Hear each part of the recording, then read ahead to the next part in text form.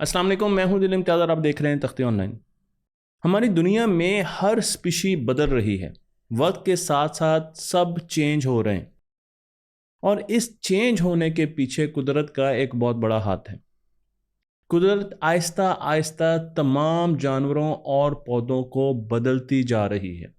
इसलिए हमें पुराने ज़माने के जानवर आज से बहुत मुख्तलिफ नज़र आते हैं। हम जब भी पुरानी फिल्में देखते हैं जो कि पुराने ज़माने के बारे में हमें बता रही होती हैं, तो वहाँ हमें बड़े बड़े जानवर नज़र आते हैं। लेकिन इंसान ने आहिस्ता आहिस्ता इस टेक्नोलॉजी पर अबूर हासिल करना शुरू कर दिया है। हमें उतनी देर तो नहीं लगेगी जितनी कुदरत को लगती है किसी भी स्पीशी को चेंज करने के लिए, अपने अंदर इम्प्रूवमेंट्स लाने के लिए। लेकिन अब हम बहुत जल्दी स्पीशीज़ को बदल सकते हैं। इस फील्ड को बायो इंजीनियरिंग कहा जाता है, जिसका मुस्तकबिल में एक बहुत बड़ा रोल आने वाला है। कहने को तो हम इंजीनियरिंग कर रहे हैं और इंजीनियरिंग भी जानदारों की जा रही है, लेकिन इस टेक्नोलॉजी के बहुत फ़ायदे भी हैं और बहुत नुकसान भी आने वाले हैं। मैंने 5 से 6 वीडियोस पर एक पूरी सीरीज़ बनाई है ताकि मैं आप लोगों को बता सकूं कि किस तरीके से हम मुस्तकबिल में इस टेक्नोलॉजी का इस्तेमाल करके बड़े बड़े काम करने जा रहे हैं और हम अपने और दूसरी स्पीशीज़ के डीएनए को बदलने जा रहे हैं। तो पहले शुरू करते हैं हम एक बहुत बड़े एक्सटिंक्ट एनिमल से। एक्सटिंक्ट का मतलब ऐसा जानवर जो कि अब दुनिया से ख़त्म हो चुका है, मादूम हो चुका है। मैं बात कर रहा हूँ डायनासोर्स की नहीं, बल्कि मैं बात कर रहा हूँ वुली मैमथ की। बहुत बड़े साइबेरियन हाथी आज भी हमें फिल्मों में नज़र आते हैं, जिनके दांत बहुत बड़े बड़े होते थे, लेकिन आज ये हमारी दुनिया में मौजूद नहीं है। हम इन्हें दुनिया में वापस लाना चाहते हैं। हम ये जानते हैं कि दुनिया में बहुत सी ऐसी स्पीशीज़ मुख्तलिफ हैबिटेट्स में रहती थीं। वो जंगलों में रहती थीं, समंदरों में, रेगिस्तानों में, पहाड़ों में, हर जगह पर बहुत सी ऐसी स्पीशीज़ मौजूद थी जो वक्त के साथ साथ ख़त्म हो चुकी हैं। लेकिन अब इंसान ने ठानी है कि वो उन स्पीशीज़ को वापस लेकर आएगा। मैं आपको यहाँ पर कुछ आदात देना चाहता हूँ जो कि मैंने लिए हैं नेशनल ज्योग्राफिक सोसाइटी से, और इन आदात में हमें बताया गया है कि इस वक्त हमारी दुनिया में 9.53 मिलियन स्पीशीज़, तकरीबन आप कह लें तो 1 करोड़ के करीब पौधे और जानवर और दूसरी स्पीशीज़ मौजूद हैं। लेकिन हम सिर्फ 1.2 मिलियन को अभी तक उनकी शनाख्त कर पाए हैं, हम उनको डिस्क्राइब कर पाए हैं। हमारी किताबों में सिर्फ 1.2 स्पीशीज़ मौजूद हैं।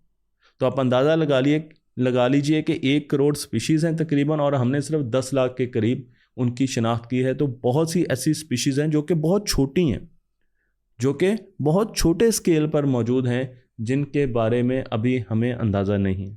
हम इन स्पीशीज़ को कैटेगराइज करते हैं। आप देख सकते हैं कि 9,53,000 के करीब स्पीशीज़ को हमने 94,000 जेनस में डिवाइड किया, और उसके बाद उनकी फैमिलीज़ बनी 9,000, फिर उनके ऑर्डर्स बने 493, क्लासेस बनी 90, और फाइलम जो कि हम किताबों में बहुत पढ़ते हैं वो हैं हमारे पास 32। तो इस तरीके से हमने पूरी ज़िंदगी को दुनिया में क्लासीफाई किया, और उस क्लासिफिकेशन का जो पिरामिड है, जो स्ट्रक्चर है, वो भी मैं आपको यहाँ पर दिखा रहा हूँ।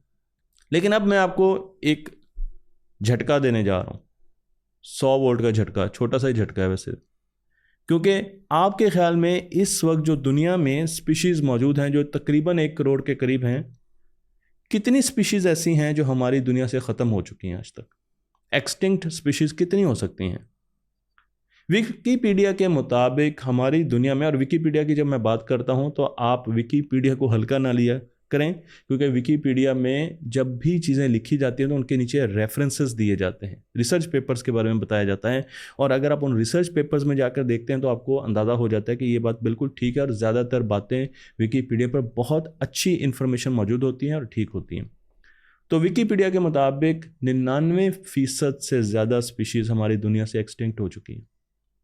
हमारी दुनिया में आज तक तकरीबन 5 बिलियन स्पीशीज मौजूद थी, आई हैं। 5 बिलियन, 5 अरब स्पीशीज हमारी दुनिया में आज तक आई हैं, जिनमें इस वक्त तो सिर्फ 1 करोड़ के करीब ही स्पीशीज हमारे पास मौजूद है। तो 99% से ज़्यादा स्पीशीज हमारी दुनिया से ऑलरेडी एक्सटिंक्ट हो चुकी हैं, ख़त्म हो चुकी हैं। अब इमेजिन कीजिए कि इनमें से कुछ स्पीशीज़ को अगर हम वापस ला सकें तो ये कितनी बड़ी बात होगी। बिल्कुल ऐसे ही जैसे जुरासिक पार्क की मूवी आपने देखी, जिसमें माशाल्लाह आधे घंटे में हम जो डायनासोर को, जो कि करोड़ों साल पहले दुनिया से ख़त्म हो चुके हैं, उनको हम वापस ले और बाकी 2 घंटे हम भागते रहे उनके आगे आगे। तो वापस लाने का ये नुकसान भी हो सकता है कि आपको ऐसे ख़तरात लाहक हो सकते हैं जो अभी आपने कंसीव ही ना किए हों, आपने सोचे ना हो। बिल्कुल ऐसे ही साइंटिफिकली डायनासोर्स की ये मूवी, जिसे जुरासिक पार्क कहा जाता है, वो ठीक नहीं है, लेकिन आइडिया बिल्कुल ठीक है। बिल्कुल इसी तरीके से हम वूली मैमथ को वापस लाने जा रहे हैं। वूली मैमथ बड़े हाथी, बर्फानी हाथी, जिनके बड़े बड़े दांत थे, वो आज से तकरीबन 15,000 साल पहले ख़त्म हो गए। 15,000 साल पहले आपको वो दुनिया पर नज़र आते हैं। इनका वज़न, एक हाथी का वज़न 8 टन से तकरीबन ज़्यादा होता है। तो इतने बड़े हाथी थे। और आप देख सकते हैं कि सर्दियों में सर्द इलाकों में रहते हैं, तो इनके जो बाल हैं वो बहुत बड़े बड़े हैं और इनकी जिस्म की साख्त भी बिल्कुल ऐसे हैं। तारीख़ हमें ये बताती है कि ये वूली मैमथ यूरोप से हिजरत करके जा रहे थे अमेरिका, वहाँ पर पहुँचे। अब आप हैरान होंगे कि अलास्का से, रशिया से ही अलास्का कैसे पहुंचे होंगे। तो उस वक्त अलास्का और रशिया के हिस्से आपस में जुड़े हुए थे, खुश्की थी वहाँ पर। तो साइबेरिया से होते हुए ये हाथी पहुँचे अलास्का और अलास्का से कनाडा और अमेरिका की तरफ गए। लेकिन यही वो वक्त था जब इनकी एक्सटिंक्शन शुरू हो गई। उस वक्त जब ये हाथी एक्सटिंक्ट नहीं हुए थे, इनकी तादाद लाखों में थी हमारी दुनिया पर। लेकिन जब ये अमेरिका की तरफ आए, कनाडा की तरफ आए, आहिस्ता आहिस्ता दुनिया में गर्मी बढ़ रही थी, क्लाइमेट चेंज आ रहा था और उसके साथ इनको खाने को भी नहीं मिल रहा था और नई जगह पर आने की वजह से भी इन पर बहुत ज़्यादा प्रेशर था। तो हमें एक स्टेट जिसे साउथ डकोटा कहा जाता है अमेरिका की, वहाँ पर इनकी बड़ी बड़ी कब्रें मिलती हैं, क्योंकि वहाँ पर बर्फ़ में बड़े बड़े सिंक होल्स थे जिनमें ये ट्रैप हो गए। उनमें से एक कब्र हमें फ़िलहाल मिल चुकी है और उस कब्र में 60 के करीब हाथियों के, वूली मैमथ के फॉसिल्स मौजूद हैं। ये उस पानी में, उस गहराई में चले जाते थे और फिर बाहर नहीं निकल पाते थे। तो उससे इनका जो बॉडी का पूरा ट्रैप हो जाना, ठंडे इलाके में इनका डिके नहीं होता था। तो आज भी कई जगहों पर हमें इनके फॉसल में इनका डीएनए मिल जाता है। हालांकि 15,000 से ज़्यादा, बल्कि ये जो वाक़या जिसकी मैं बात कर रहा हूँ, ये 26,000 पहले हो चुका है। लेकिन 26,000 साल के बाद भी हमें इनका डीएनए मिल रहा है। और आपको ऐसी ही एक जगह मैं दिखा रहा हूँ जहाँ पर 60 से ज़्यादा मैमथ के फॉसल्स मौजूद हैं। इसे एक अजायब घर बना दिया गया है और इस पर अब बहुत ज़्यादा रिसर्च की जा रही है। मैं आपको ये भी बताता चलूँ कि जब ये हाथी इन मुश्किलात का शिकार थे तो उस वक्त इंसानों ने अमेरिका का रुख किया तारीख के मुताबिक, और फिर इंसानों ने इनका बहुत ज़्यादा शिकार किया, क्योंकि एक तो वो इनके दांतों में बहुत ज़्यादा इंटरेस्टेड थे। इनके दांतों को जेवर के तौर पे लिया जाता था और उसके साथ साथ हाथी से हमें और भी बड़े फ़ायदे मिलते थे। हमें फ्यूल भी मिलता था और हमें गोश्त भी, फूड भी। इसलिए इनका बेदरेग शिकार किया गया और आहिस्ता आहिस्ता इनकी नस्ल, क्योंकि ग्रोथ पीरियड इनका बहुत लंबा था, साइकिल बड़ा लंबा था, तो इनकी नस्ल ख़त्म होती गई। तो चलते हैं दुनिया में इस वक्त जो सबसे बड़े बायो इंजीनियरिंग के साइंसदान हैं उनकी तरफ, जो मेरे नज़दीक सबसे बड़े हैं। इन्हें जॉर्ज चर्च कहा जाता है, जो कि हार्वर्ड यूनिवर्सिटी से ताल्लुक़ रखते हैं। जॉर्ज चर्च के बारे में आहिस्ता आहिस्ता अगली वीडियोस में भी आपको बहुत इल्म मिलेगा, लेकिन मैं आपको सिर्फ इनका एक छोटा सा, क्योंकि ये सीरियल एंटरप्रेन्योर हैं, इसका मतलब ये है कि इन्होंने बहुत सी कंपनियां शुरू की हुई हैं, लेकिन मैं आपको इनकी एक छोटी सी कामयाबी बताता हूं कि इन्होंने अपनी ही एक किताब की 20 मिलियन यानी 2 करोड़ कॉपियां एक छोटे से पेपर पर सेव कर ली। जी हाँ, ये उस पेपर को डीएनए ड्राइव कहते हैं। और मैं आपको वो किताब भी दिखा रहा हूँ ताकि आपको अंदाज़ा हो कि ये किताब कोई छोटी किताब नहीं है। इसमें इमेजेस भी हैं, इसकी सॉफ्ट कॉपी को उन्होंने उसमें सेव किया है, पूरी इस किताब को नहीं, इसकी सॉफ्ट कॉपी को। इसमें डिजिटल इमेजेस भी हैं। इमेज को जो लोग जानते हैं वो जानते हैं कि उसमें बहुत ज़्यादा डेटा होता है, और उसके साथ इसका सारा टेक्स्ट भी है। आप उनकी वेबसाइट को भी जाके देख सकते हैं, वाइस हार्वर्ड यूनिवर्सिटी की वेबसाइट है। तो मैंने आपको यहाँ पर नीचे उनकी वेबसाइट भी दे दी है, उसे जाके ज़रूर सर्च कीजिएगा। और मैं आपको ये भी बता दूं कि इन्होंने डीएनए को एज अ स्टोरेज मटेरियल के तौर पर इस्तेमाल करना शुरू कर दिया है।